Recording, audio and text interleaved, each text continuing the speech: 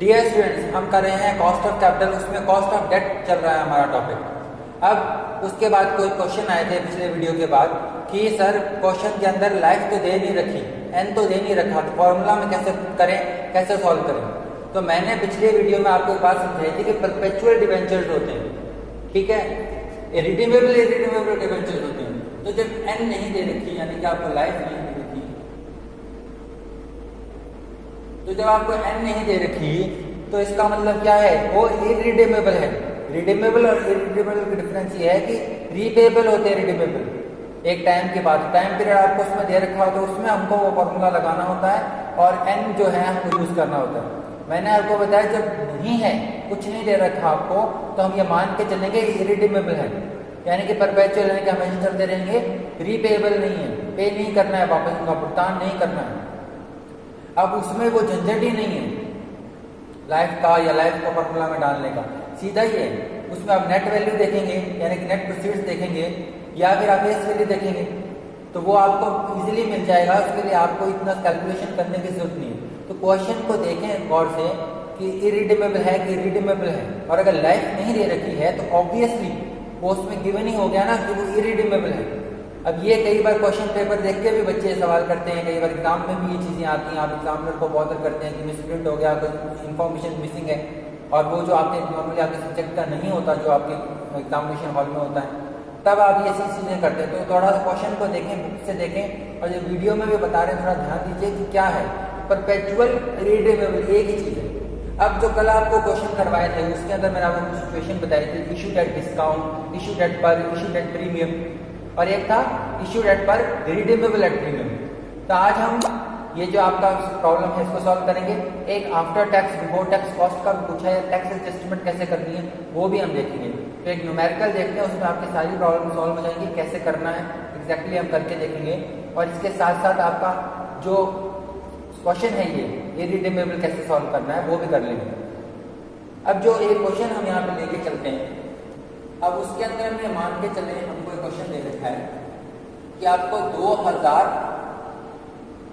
Debentures दे दिए, 2000 debentures 8% rate of interest है, ये दे रखे हैं आपको 100 रुपए का एक डिवेंचर, 2000 डिवेंचर हैं 100 रुपए का, और इसके अंदर आपके अंडर राइटिंग एक्सपेंसेस हैं 2%, अंडर राइटिंग एक्सपेंसेस, और आपको जो है 1% यहाँ पे ब्रोकरेज देना है।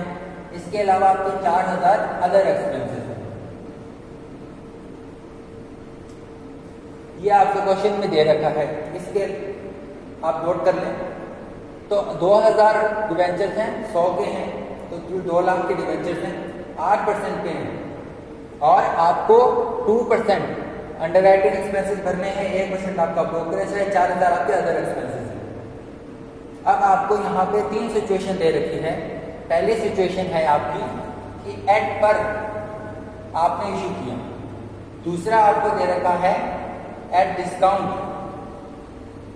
डिस्काउंट है 10% का, और तीसरी सिचुएशन आपको दे रखी है एट प्रीमियम, प्रीमियम ऑफ ₹5%। अब पिछले वीडियो में जो हमने सिचुएशन देखी थी उसमें 3 सिचुएशन हम यहाँ पे करेंगे। इरिडीमेबल डिवेंचर्स यानी कि जिनका भुगतान नहीं किया जाता, उन डिवेंचर्स को कैसे करेंगे, और जो फोर्थ कंडीशन है वो तो अप्लाई ही नहीं होगी। रिडीमेबल एट प्रीमियम करवाया था वो तो अप्लाई नहीं होगा, तो रिडीम तो करना ही नहीं है, भुगतान तो करना ही नहीं है। तो 3 सिचुएशन हम यहाँ पे देख लेते हैं इशूड की। यहाँ पे इशू कर रहे हैं पर पे, डिस्काउंट पे और प्रीमियम पे। बस इतना आपको यहाँ पे देखना है, आपको आंसर मिल जाएगा। तो सबसे पहली सिचुएशन यहाँ पे है, इसमें फॉर्मूला सिंपल है, इतना एन लगाने की जरूरत नहीं, सिंपल है। आर यानी कि ओवर ये अमाउंट ऑफ इंटरेस्ट है जो भर रहे, ओवर नेट प्रोसीड्स इनटू 100, ठीक है। ये सिंपल सा यहाँ फॉर्मूला हम यूज करने वाले हैं तीनों सिचुएशन, लेकिन आंसर हमारा अलग अलग आएगा सिचुएशन के हिसाब से। तो पहले के अंदर आर क्या है, अमाउंट ऑफ इंटरेस्ट है, 2 लाख के डिवेंचर्स है, 2000 डिवेंचर्स, 100 का एक है, 2 लाख के हैं, 8% के हिसाब से आ जाएगा 16,000, 16,000 आ जाएगा हमारा आर। और नेट प्रोसीड्स कितना हमारे हाथ में आया वो मैटर करता है। अब यहाँ पे आप देख सकते हो 2% अंडरराइटिंग एक्सपेंसेस हैं, 1% ब्रोकरेज है और 4000 अदर एक्सपेंसेस हैं। तो लाख का 2%, 4000, 1% 2000 और 4000 के, तो टोटल 10,000 हमारे यहाँ पे फ्लोटेशन एक्सपेंसेस हो जाएंगे। फ्लोटेशन एक्सपेंसेस, ये 10,000 का हमको खर्चा उठाना पड़ेगा। फ्लोटेशन एक्सपेंसेस बताए थे ना पिछले में, तो ये आपका यहाँ पे 10,000 निकल जाएंगे। अब नेट प्रोसीड्स कितने होंगे? 2 लाख के डिवेंचर्स हैं, एट पर कर रहे हैं, एट पर कर रहे हैं, 2 लाख की अमाउंट पे करें, 10,000 हमारे कट जाएंगे, तो नेट प्रोसीड्स आ जाएगा 1,90,000, 1,90,000। दूसरी सिचुएशन यहाँ पे हम देखते हैं, कैलकुलेशन का करेंगे। दूसरी सिचुएशन यहाँ पे देखते हैं, डिस्काउंट पे इशू किया।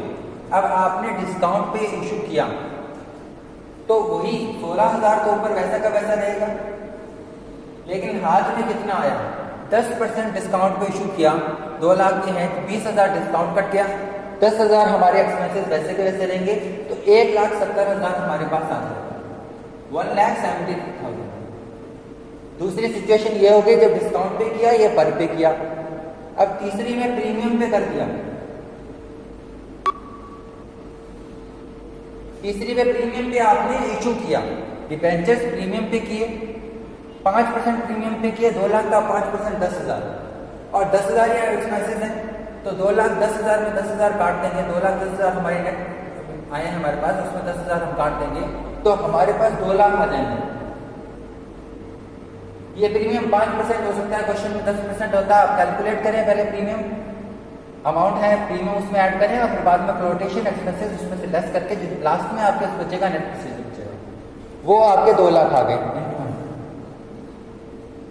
अब ये आपकी तीनों ही सिचुएशन आ गई, एक ये कंडीशन है आपकी, एक ये कंडीशन है आपकी और एक ये कंडीशन है आपकी। यहाँ पर नेट प्रोसीड्स जो है 1,90,000 आए, यहाँ पे आपको थोड़ा डिस्काउंट पे दिया तो नुकसान हुआ, थोड़ा और कम हो गए, यहाँ पे प्रीमियम पे भी किया था और फ्लोटिंग एक्सपेंस एडजस्ट होने के वापस आपका मेन अमाउंट आ गया। तो इस तरीके से 3 सिचुएशन है। अब आपने यहाँ पे देखा कि कुछ नहीं करना पड़ा आपको, कोई आपको यहाँ पे समस्या नहीं आई, कोई लाइफ की समस्या नहीं आई, वो जो लंबा चौड़ा फार्मूला पिछली बार लगाया था वो नहीं लगाना पड़ा। उसका रीजन यही है कि अब रिडीम तो करना ही नहीं है, तो वो समस्याएं आपको वो सारी फिगर्स की जरूरत नहीं, आपको सिर्फ नेट प्रोसीड्स की जरूरत है। अब मान लेते हैं ऐसी सिचुएशन है कि आपको कोई फ्लोटेशन एक्सपेंसेस नहीं आ रहे हैं, कोई और खर्चे नहीं आ रहे, पर पे ही इशू किया है, तो ये जो नेट प्रोसीड्स हो जाएगी एट पर पे, कोई फ्लोटेशन खर्चे नहीं है, तो ये एक्चुअल अमाउंट ही हो जाएगी। तो फ्लोटेशन खर्चे नहीं है तब तो सिंपल जो दे रखा है, जैसे 8% दे रखा है तो 8% का 8% आ जाएगा। तो ये आपने नोट कर लिया। अभी तीनों सिचुएशन को सॉल्व करके देखते हैं, अलग अलग आए हुए यहाँ पर हमारा आंसर। तो पहला है 16,000 ओवर 1,90,000, ये अप्रोक्सीमेटली 8.42% आ जाएगा। दूसरा है 16,000 और 1,70,000, यहाँ पे और बढ़ जाएगी, 9.4 कुछ आ जाएगा। और तीसरा है ये इजिली निकल जाएगा, 8% आ जाएगा। तो तीनों में अलग अलग हमारी कॉस्ट ऑफ डेट आ रही है, तीनों में अलग अलग कॉस्ट ऑफ डेट आ रही है। यहाँ पे 8.42, 9.4, 8%। तो आपने देखा 8% नहीं निकली यहाँ पे। अब क्या है, डिस्काउंट फ्लोटेशन एक्सपेंसेस की वजह से हमारी कॉस्ट ऑफ डेट थोड़ी बढ़ गई, हमारे हाथ में कम आया, फिर उसके बाद और बढ़ गई, यहाँ पे बराबर होगी, इसका वजह से ये एडजस्टमेंट की वजह से होगा। तो ये 3 सिचुएशन में निकल गई, इसमें हमको कोई लाइफ की जरूरत नहीं पड़ी क्योंकि रिडीमेबल है। ये आपका समझ में आ गया होगा, तो ये आप नोट कर लीजिए, आपने नोट कर लिया होगा। अब आगे बढ़ते हैं।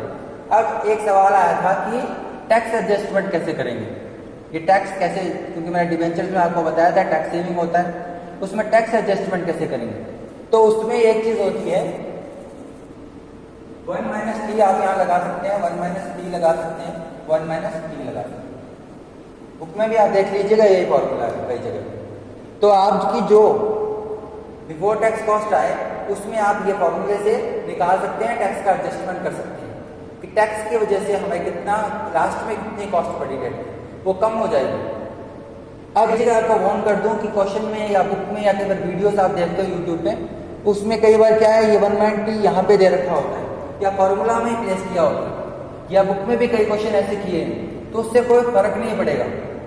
आप चाहे इसको वैसे बाद में लिखें चाहे यहाँ लिखें, आंसर सेम ही आएगा। टैक्स की एडजस्टमेंट करनी है आपको। तो फॉर्मूला कैसे भी लिखा जा सकता है, कई बार कहीं पे कैसे दे रखा होता है, कहीं पर कैसे दे रखा होता है, तो उससे कंफ्यूज होने की जरूरत नहीं है। आपको कॉन्सेप्ट समझ में आना चाहिए कि हमको करना क्या है। आपको यहाँ पे टैक्स की एडजस्टमेंट करनी है, टैक्स बेनिफिट का देखना है। तो 1 माइनस टी आ जाएगा, इस तरीके से आप निकाल सकते हैं। टी आपको गिवन होगा, कितना भी हो सकता है, हम मान के चलते हैं 40% है, यहाँ पे 40% हम यहाँ ले लेते हैं, यहाँ 40% ले लेते हैं। तो इसको वैल्यू को पुट कर देंगे 0.40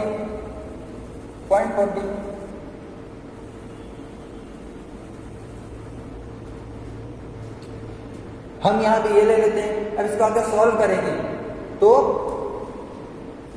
देखते हैं क्या आता है आंसर।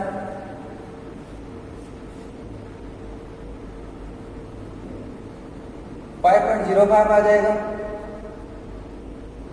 5.64 आ जाएगा और 4.8 आ जाएगा।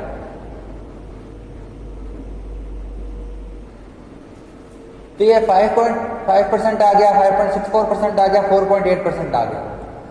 ये है टैक्स बेनिफिट का या टैक्स का एडजस्टमेंट करने के बाद हमारी जो कॉस्ट आई। ये बिना टैक्स की है। तो हमको यहाँ पे आप देख सकते हो कि यहाँ पे 8.42 है, यहाँ पे 5.05 आ गई। तो ये टैक्स की वजह से हमारी जो लास्ट में जो एक्चुअल कॉस्ट आती है डिवेंचर की या डेट की, वो कम ही आती है। दिखती ये है लेकिन एक्चुअल में टैक्स की बेनिफिट जो हमको मिलता है उसकी वजह से ये होता है। तो ये आप देख लीजिए, इस तरीके से हम इसको सॉल्व कर सकते हैं। कुछ नहीं करना है, ये आपके निकल जाएगा बिफोर टैक्स कॉस्ट, और उसके बाद आपको 1 माइनस टी यहाँ पे कर देना है और आपका आंसर आ जाएगा। तो आप ये देख लीजिए, इस तरीके से कई और क्वेश्चन है वो करने का प्रयास कीजिए। तो और समस्या हो तो दोबारा पूछिए। Thank you.